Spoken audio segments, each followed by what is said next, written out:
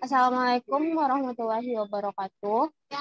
Baiklah, pada kesempatan kali ini kelompok D yang berperan sebagai tim R&D kelas mikrobiologi pengolahan DTHP dengan beranggotakan saya sendiri Rizky Lesari BP 1911 12 2027, Cynthia Farola BP 19 11 12 10 09, Tania Lasrin BP 1031, Fadila Safitri Armas BP 1048, Fadilawati Triasma BP 3005, dan Brigita Mega Putri BP 3008.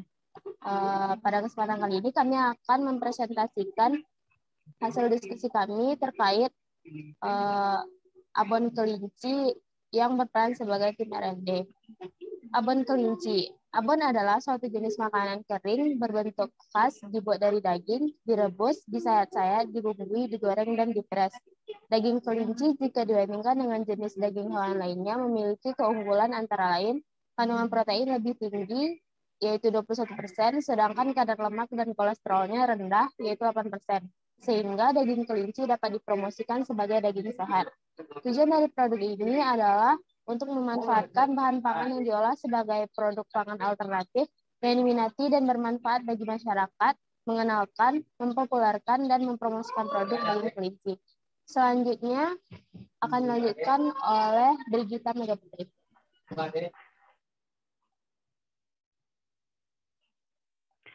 Faktor keamanan mutu, faktor yang mempengaruhi pertumbuhan mikroba sehingga berdampak pada kualitas abon kelinci.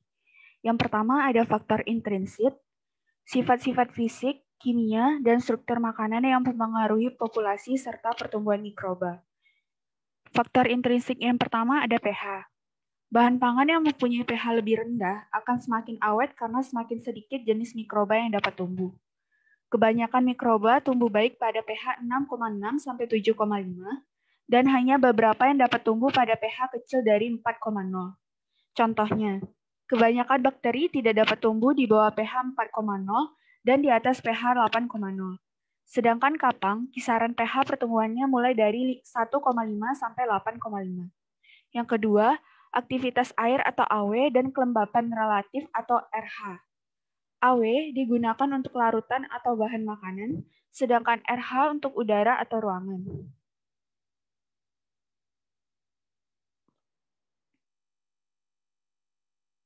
Nilai AW pada kebanyakan pangan segar 0,99. Kebanyakan bakteri pembusuk tidak dapat tumbuh pada AW kecil 0,91. Sedangkan kamir, pembusuk tidak dapat tumbuh pada AW kecil 0,88 dan kebanyakan kapang pembusuk tidak dapat tumbuh pada AW kecil 0,88. Yang ketiga, potensi oksidasi atau reduksi. Komponen yang menyebabkan kondisi redoks pada makanan adalah grup sulhidril atau SH di dalam daging. Yang keempat, kandungan nutrisi. Secara normal, mikroba membutuhkan air, sumber energi, sumber nitrogen, vitamin, dan faktor pertumbuhan lainnya. Kapang dan kamir memiliki kebutuhan nutrien minimal, diikuti dengan bakteri gram negatif. Sedangkan bakteri gram positif mempunyai kebutuhan nutrien paling tinggi pada daging kelinci. Lemak 10%, protein 20,8%, air 67,9%. Dan yang kelima, struktur biologi.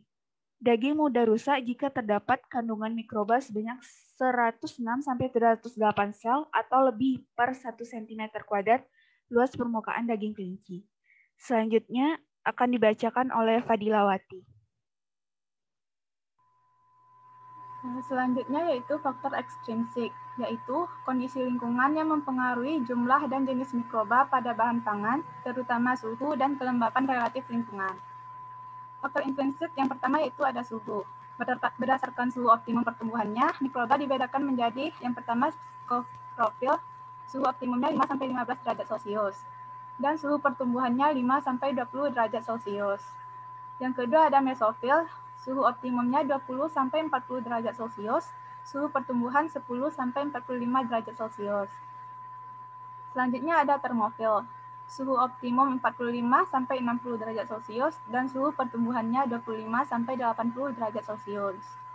Adapun bakteri yang menjadi penyebab kerusakan berdasarkan kondisi suhu yaitu pada suhu 5-10 derajat Celcius, yaitu bakterinya Pseudomonas acinetobacter, Moraxella Flacobacterium. Yang kedua ada suhu besar dari 10 derajat Celcius, yaitu mikrobanya Micrococcus dan Bacillus. Suhu besar kecil dari 25 derajat Celcius, yaitu Escherichia, Proteus, Serratia, Sarcina, dan Clostridium. Yang kedua ada kelembaban relatif. Tangan dengan AW rendah bila ditaruh pada lingkungan dengan kelembaban tinggi akan mudah menyerap air. Nilai AW meningkat dan mudah dirusak oleh bakteri.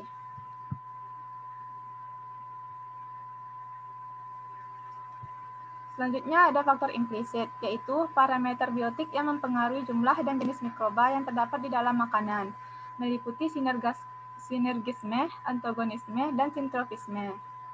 Selanjutnya ada faktor pengolahan, yaitu tahapan pengolahan makanan yang dapat menurunkan populasi mikroba, meliputi perlakuan panas, iradiasi, dan penggunaan senyawa pensteril seperti etilen oksida. Pada umumnya dapat membunuh semua mikroba pembusuk. Faktor lain yang mempengaruhi standar mutu abon adalah, yang pertama ada kadar air, berpengaruh terhadap daya simpan dan keaweten abon. Yang kedua ada kadar abu, menurunkan derajat penerimaan dari konsumen. Yang ketiga ada kadar protein, sebagai petunjuk beberapa jumlah daging atau ikan yang digunakan untuk abon. Selanjutnya ada kadar lemak, yaitu berhubungan dengan bahan baku yang digunakan. Ada tidaknya menggunakan minyak dalam penggorengan. Baiklah, selanjutnya akan dijelaskan oleh Fadila. Pada Fadila disilahkan.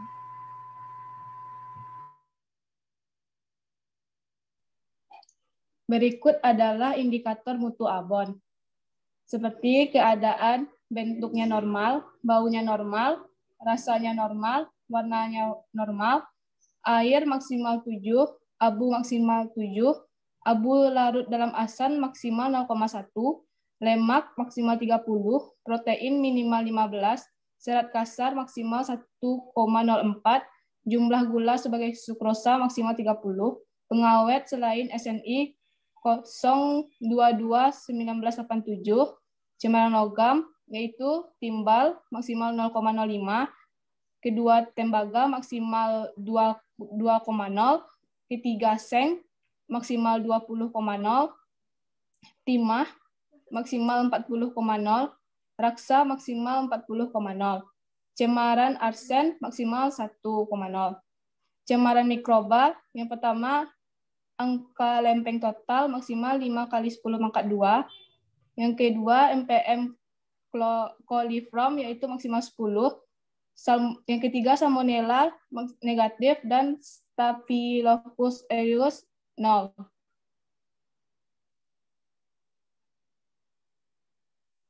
Cara uji mutu abon kelinci. Yang pertama, uji keadaan atau organoleptik sesuai SNI 013707/2013 tentang abon.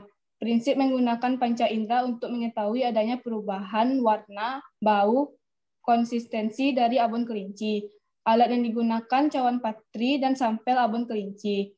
Cara kerja, letakkan abon kelinci di atas cawan patri, amati warna sampel abon kelinci, cium sampel abon kelinci dengan jarak plus minus 1,5 cm dari hidung untuk mengetahui baunya.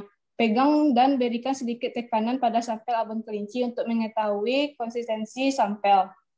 Yang kedua, uji kadar air sesuai dengan metode Oven SNI 0128911992, cara uji makan dan minuman. Prinsip yaitu kehilangan bobot pada pemanasan suhu 150 derajat Celcius dianggap sebagai kadar air yang terdapat pada sampel. Alat dan bahan cawan patri, eksikator oven, neraca analitik, dan sampel abon kelinci. Selanjutnya akan dilanjutkan oleh teman saya, Cynthia Farola. Baiklah, cara kerjanya yaitu ambil 1-2 gram sampel abon kelinci dan diletakkan pada cawan petri yang sebelumnya sudah diketahui berat botolnya. Keringkan pada oven bersuhu 105 derajat Celcius selama 3 jam. Dinginkan dalam eksikator. Timbang, ulangi langkah ini hingga mendapatkan bobot yang tetap. Perhitungannya, kadar air persen sama dengan berat sebelum masak dikurang berat setelah dimasak per berat sebelum masak dikali 100. Selanjutnya yaitu uji cemaran mikroba. Yang pertama, uji metode MOS Problem Number atau SNI 2897-2008 metode pengujian cemaran mikroba dalam daging, telur, dan susu, serta hasil olahannya. Prinsip pengujian dengan menggunakan media cair dilakukan berdasarkan jumlah tabung positif. Alat dan bahan, tabung reaksi, tabung Durham, inkubator, timbangan, larutan buffer, pepton water atau BPW 0,1%, media BGL, BGLBB, LSTB, dan sampel abon kelinci.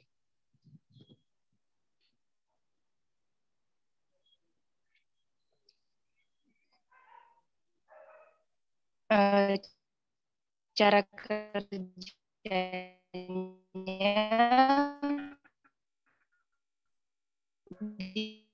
dibuat pengenceran 1:.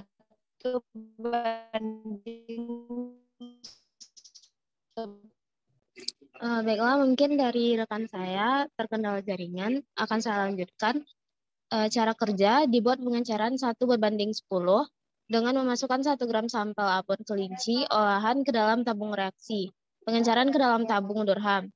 Hasil uji dinyatakan positif apabila terbentuk gas. Selanjutnya, gunakan tabel Most Probable Number atau MPN untuk menentukan nilai MPN berdasarkan jumlah tabung yang positif mengandung gas sebagai jumlah E. coli per mililiter atau per gram. Yang kedua, metode total plate count atau TPC. Prinsipnya, menunjukkan jumlah mikroba yang terdapat dalam suatu produk dengan cara menghitung koloni bakteri. Alat dan bahan, cawan Petri, pipet ukur steril 1 ml, tabung reaksi, pembakar bunsen, inkubator, autoclave, koloni counter, buffer pepton water atau BPW 0,1%, plate count agar atau PCA, alkohol 70%, dan sampel susu kelinci segar. Cara kerja, dibuat pengenceran sampel susu. Pupuklah sampel hasil pengenceran ke dalam cawan Petri steril. Selanjutnya, cawan digerakkan secara melingkar agar merata. Biarkan media PCA hingga padat, kemudian diinkubasikan dengan posisi tertutup dibalik ke dalam inkubator pada suhu 37 derajat Celcius selama 24-36 jam. Lalu hitung dengan menggunakan koloni counter. Selanjutnya, uji yeast dan mold pada abon kelinci BPOM 2008. Yang pertama, pemeriksaan makroskopis. Prinsipnya, untuk melihat ada tidaknya kapang dan kamir dalam sampel. Yang kedua, alat dan bahan. Sampel abon kelinci, media Sabouraud, dextrose agar atau SDA, cawan Petri, pinset steril, dan bunsen. Cara kerjanya, media SDA dituangkan pada cawan Petri sebanyak 15-20 ml dan ditunggu hingga memadat. Selanjutnya, sampel abon kelinci seberat 1 gram diletakkan pada media SDA dan diinkubasi pada suhu ruang selama 1-3 hari. Keberadaan yeast dan mold dapat diamati setelah 3 hari.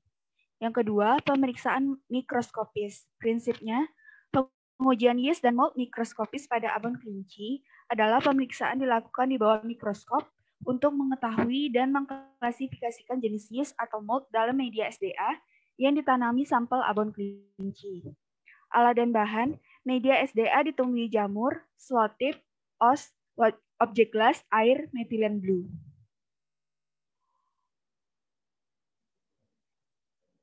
Untuk cara kerja, pengamatan pada jamur yeast dilakukan dengan metode pewarnaan sederhana, yaitu dilakukan dengan cara mengambil koloni jamur dengan os bulat.